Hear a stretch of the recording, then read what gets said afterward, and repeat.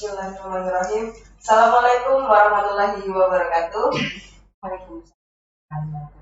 Selamat pagi, salam sejahtera untuk kita semua. Halo Sobat Religi yang ada di rumah dan dimanapun berada. Kembali lagi di Kelakar Satker di Kemarin Basel bersama saya Wiwi Ramadana selaku host, dan di samping saya sudah hadir Ibu Ismaili SAG.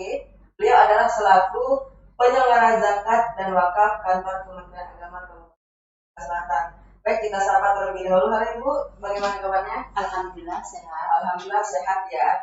Di zaman pandemi seperti saat ini, semoga kita semua senantiasa dilindungi oleh Allah Subhanahu wa Ta'ala. Amin. Baik Ibu, pada kesempatan kali ini kita akan membahas terkait zakat itu. Karena zaman kekinian seperti ini mungkin ada sebagian generasi milenial yang belum atau kurang mengenal apa itu zakat.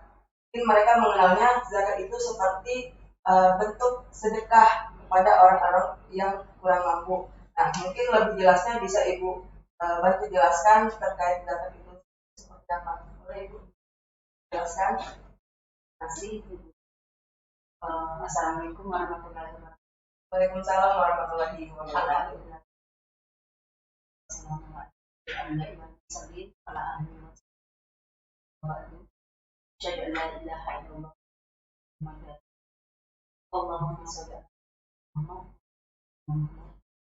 Pertama masih kali kita kehadiran Allah Subhanahu wa Ta'ala yang telah melimpahkan kita rahmat, kesehatan, kesempatan sehingga kita menghadiri acara seperti kita ini, dan tak lupa lagi kita selawat dan salam kepada Nabi Sallallahu Alaihi Wasallam, para sahabatnya, para pengikutnya hingga akhir.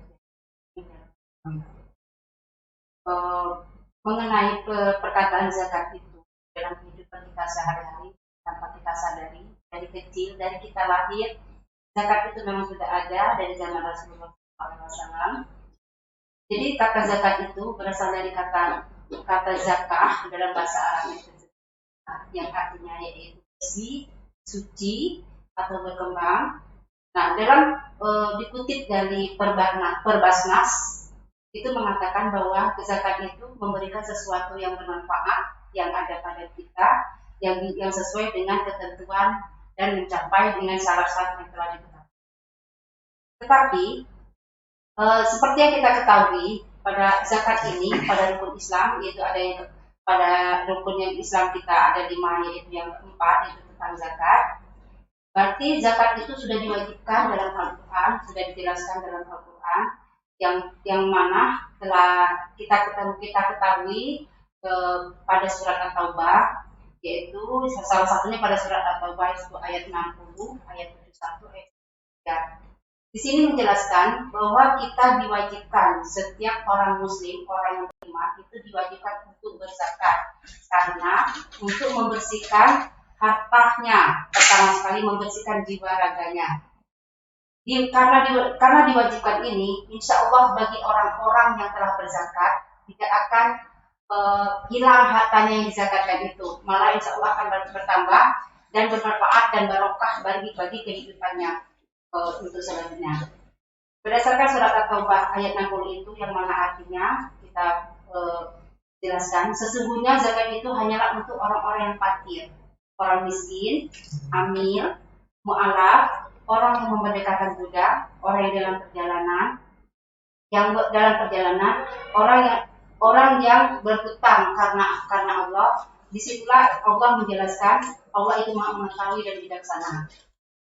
Di sini dijelaskan juga bahwa wajib melaksanakan zakat itu dengan syarat-syarat yang tertentu. Di sini yaitu pertama sekali orang Islam ya, yang kedua yaitu merdeka. Yang ketiga ada harta yang dizakatkan, orang yang tidak berhutang, maksudnya tidak diberi hutang. Tetapi kalau orang yang berhutang karena Allah itu akan mendapat, jadi kita akan mendapat zakat juga. Nah, di sini zakat, orang yang berzakat itu disebut dengan mustahil, sedangkan orang yang menerima zakat disebut dengan mustahil. Itu. Oke, jadi kesimpulannya zakat ini adalah hukumnya wajib ya Bu ya. Untuk penerima zakat itu sendiri, siapa saja Bu yang berhak menerima zakat? Yang berhak menerima zakat itu sesuai dengan surat ayat 61 tadi, pertama sekali yaitu orang fakir. Orang fakir, pertama orang fakir, orang miskin, amil, yaitu mu'alaf, hamba sahaya. Kalau zaman dulu itu masih ada budak, gitu kan, memerdekakan budak. Orang yang berhutang, maksudnya orang berhutang ini orang yang berhutang di jalan Allah. Yang ketujuh itu fisabilillah, kalau dalam perjalanan. Fisabilillah yaitu orang yang berjuang di jalan Allah. Yang kedelapan itu ibnu sabil. Di sini saya jelaskan orang fakir di sini maksudnya orang fakir itu orang yang memang tidak mempunyai harta dan tenaga bagi dia itu belum memenuhi atau tidak bisa bekerja gitu. Jadi untuk kebutuhan hidupnya itu pun belum bisa bisa dicukupi. Yang kedua itu orang miskin. Orang miskin dia punya tenaga, tetapi dia punya harta tapi tidak mencukupi kebutuhan keluarganya. Yang ketiga itu amil. Amil orang yang mengerjakan atau melaksanakan tentang zakat tadi. Yang keempat itu mu'alaf, orang yang baru masuk Islam. Biasanya orang baru Islam itu karena dia masuk Islam bisa jadi dikucilkan dari keluarganya. Jadi kita wajib memberi zakat atau kebutuhan orang tersebut. Yang kelima itu hamba sahaya. Hamba sahaya jadi orang yang memerdekakan budak. Kalau zaman itu masih ada budak ya. Maksudnya itu orang yang bisa dikatakan orang yang direndahkan gitu kan. Yang keenam yaitu orang yang berhutang. Orang yang berhutang di sini maksudnya orang yang berhutang karena untuk di jalan Allah. Bukan orang yang berhutang karena berhutangnya ketika yang tidak benar gitu maksudnya. Nanti pengertian kalau di ahli pengertian sepotong, berarti saya berhutang aja tidak berzakat gitu ya. Yang ketujuh itu bisa dirilah orang yang berjuang di jalan Allah itu zaman dulu kan dalam peperangan gitu kan orang itu wajib mendapatkan. Yang kedelapan yaitu ibnu sabil. Ibnu sabil di sini yaitu orang yang sedang mengadakan perjalanan. Kalau untuk zaman sekarang kayaknya perjalanan itu susah ya. Kalau zaman dulu kan orang dalam perjalanan kehabisan bekal apa segala macam itu wajib menerima zakat. Nah di sini bisa kita ambil kesimpulan bahwa kita yang membagikan zakat kepada orang untuk menerima, yang wajib untuk menerimanya itu, insya Allah harta kita tidak akan berkurang. Insya Allah harta itu akan bertambah, akan berkembang atau bertumbuh lagi dan kehidupan kita akan lebih meningkat lagi. Jangan takut kita memberikan zakat, takut miskin. Insya Allah kayak gitu ya. Oke, baik Ibu. Dari sekian banyak penerima zakat yang sudah Ibu jelaskan tadi, terkait zakat itu sendiri kapan waktunya Ibu? Waktu kita jelaskan dulu zakat itu dibagi dua. Zakat mal dengan zakat fitrah. Zakat mal ini meliputi itu seperti zakat hasil penghasilan, hasil bumi, profesi kita, harta kita, semuanya itu zakat mal. Zakat mal ini kalau ukurannya itu sesuai dengan kaulnya, dengan nisabnya, dengan masanya. Kalau memang itu emas, bisa kita hitung zakatnya selama berapa gram kita hitungan 85 gram sekian itu bisa dikeluarkan dalam waktu setahun gitu. Itu harta terpendam ya dari harta emas gitu. Kalau penghasilan kita disebut dengan zakat profesi. Zakat profesi ini sesuai dengan aturan kita yaitu adanya 2,5% dari penghasilan kita. Sama dengan zakat penghasilan atau bumi atau macam-macam itu ada pengaturan tersebut. Yang kedua itu zakat fitrah. Zakat fitrah di sini zakat untuk membersihkan fitrah. Fitrah itu badan diri kita sendiri. Biasanya zakat itu dibayarkan setelah kita habis melaksanakan penuh puasa bulan Ramadan. Itu 2,5 kilo yaitu perkiraannya berasnya kalau kita itu. Ada perhitungannya sesuai dengan kondisi di waktu itu. Jadi zakat fitrah ini diwajibkan setiap orang yang baru lahir ke dunia ini wajib membayar. Jadi walaupun sehari baru lahir manusia itu tadi, orang muslim itu tadi wajib membayar zakat fitrah untuk membersihkan kefitrahan kediriannya gitu. Kasarnya gitu. Ketika dari sejak lahir zakat itu sudah wajib bagi manusia itu sendiri. Untuk pelaksanaannya zakat itu berarti ditanggung oleh orang tuanya ya, Bu? Bisa. Oke. Baik. Terkaitan zakat wakaf itu sendiri dari kantor Kementerian Agama Kabupaten Bangka Selatan terhadap masyarakat di Kabupaten Bangka Selatan ini seperti apa, Bu? Perannya? Alhamdulillah pasti. Alhamdulillah untuk zakat kita di Bangka Selatan kita sudah ada basnas, yaitu pengumpulan zakat. Kita itu pengumpulan zakat dulu ya. Pengumpulan zakatnya itu dia sudah melalui distribusi zakatnya, pembagian zakat sudah terlaksana, alhamdulillah. Dibagikan untuk berhak menerimanya, sehingga nantinya adanya program dari Basnas itu membentuk suatu zakat produktif penghasilan hasil dari zakat-zakat mal tadi. Kalau zakat kita langsung dibagikan. Dari informasi.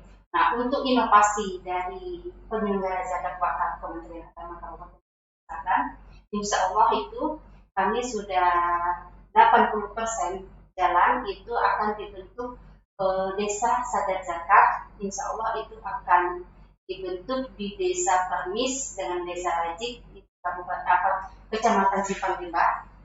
Itu sudah terlaksana, ya dikatakan 80%.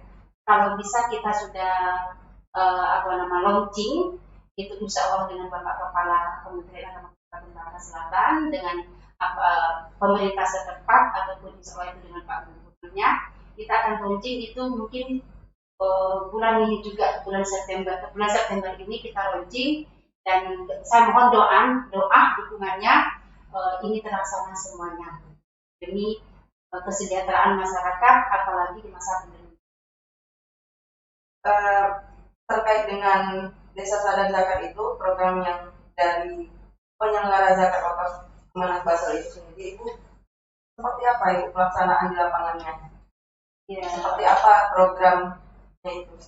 Ya, program itu terlaksana. Kita awalnya program itu dari inovasinya dari kita bersama, yaitu dari masyarakat itu sendiri. Kita melihat dari masyarakat itu adanya dorongan kesadaran dari untuk mengeluarkan zakat itu sendiri. Jadi dapat inovasi karena dulunya masyarakat di sana membayar zakat itu tidak melalui lembaga, tidak ada lembaganya gitu. Jadi dia melalui dari dengan siapa dia mau beri gitu. Jadi tidak terkoordinir. Jadi kita bentuk memang sudah ada UPZ-nya dari Basnas. Di sana kita bentuk, maksudnya masyarakat meminta usulannya gini, zakat untuk desa Permis dan Rajik itu dari orang Permis untuk orang itu sendiri. Jadi peran Basnas di sini, Basnas mendapat laporan aja dari UPZ di sana. Jadi uang itu dari mereka, maksudnya zakat itu dari mereka dan untuk mereka. Jadi dilaksanakan nantinya inginnya kayak gini, jangan tujuannya itu nanti dari seorang yang mustahik dia menerima saja, dia bisa menciptakan menjadi muzaki. Jadi ada kesejahteraan, peningkatan perekonomian bagi masyarakat di sana. Untuk penentuan di desa itu sendiri itu seperti apa? Kenapa ditentukan di desa Rajik? Kita melihatnya kayak gini, kondisi memang desa Rajiknya memang pas di sana, kesadaran dari masyarakat desa di sana memang tinggi tentang zakat, perekonomian di sana memang alhamdulillah mencukupi. Sudah itu ada dukungan dan usulan dari penyuluh kita. Berarti bisa dikatakan sebagai desa percontohan ya? Iya, desa percontohan bagi desa yang lainnya. Nah, mungkin dari program setelah di desa kedua desa ini apakah akan berlanjut? Insya Allah kita ini kemarin sudah ditawarkan itu ada nantinya di desa Paku, Kecamatan Payung, sudah itu rencananya ada di dekat kita itu desa Kecamatan Tukak Sadai. Oke, berarti akan terus berlanjut ya Bu ya, insya Allah yang baik ini ya. Mungkin ada lagi yang ingin dijelaskan terkait dengan zakat itu? Ya, saya mengharapkan dukungan, saran, kritikan yang membangun bagi kita semuanya, biar zakat ini bisa terlaksana, bisa tersalurkan, bisa meningkatkan perekonomian kita umat Islam, hukum syariatnya, sehingga kehidupan kita, apalagi di masa pandemi ini, tidak serba kekurangan gitu, mencukupi dan sejahtera. Gitu. Berarti zakat ini adalah bentuk berbagi dari masyarakat untuk masyarakat itu sendiri, ya, agar tidak terjadi ketimpangan sosial, gitu ya, agar perekonomian dapat secara merata di masyarakat. Oke, baik sobat religi yang ada di rumah dan dimanapun berada, mungkin ada lagi yang ingin dijelaskan? Insyaallah cukup ya. Oke, Masya Allah, sobat religi yang ada di rumah dan dimanapun berada, tadi sudah disampaikan oleh Ibu Yusra Ningsih terkait zakat itu sendiri, yang mana zakat itu merupakan kewajiban bagi orang Islam untuk membayar zakat.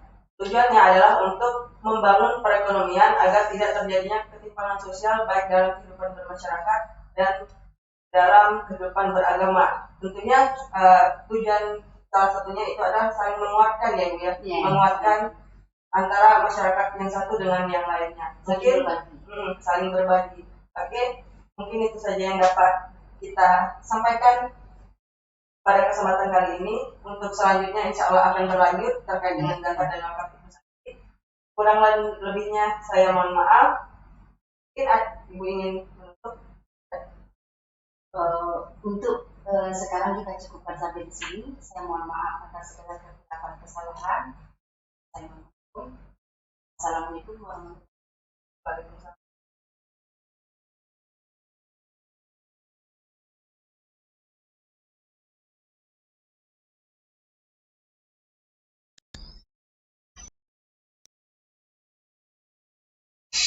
Lah, again, materi GG lek barang